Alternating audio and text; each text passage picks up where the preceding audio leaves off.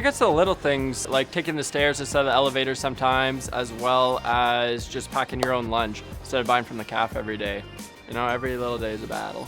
You don't have to eat the whole pizza. The other half can be your future lunch. I try to get enough sleep. Lot of vitamin C. I drink a lot of water. Learn to cook something with vegetables in it. Be nice to your beard. Keeping cash on you can help. When we have cash on us, like we have a physical kind of representation of how much we should be spending, so it kind of prevents us from overspending because it's so easy to do it on a debit or credit card, right? Spare an hour every week for a budget check and break down your budget. Don't be afraid to get that side hustle on. The gig economy is a real thing.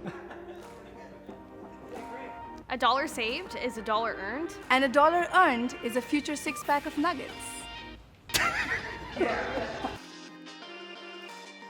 If your computer distracts you, go with the old school method and take your notes offline. Just Google everything.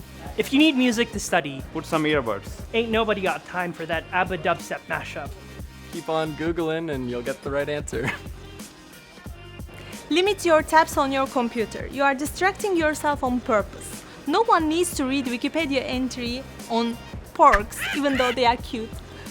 Just, you gotta Google. Sometimes you just gotta Google everything. Just Google it.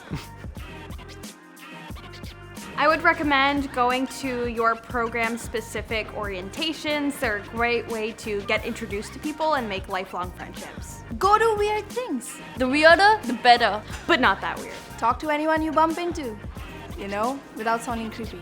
I got something. Your body replaces its cells every 7 years. So if you're in college for 3 years, you're coming out of the other end 50% different. Embrace the change. It's just science.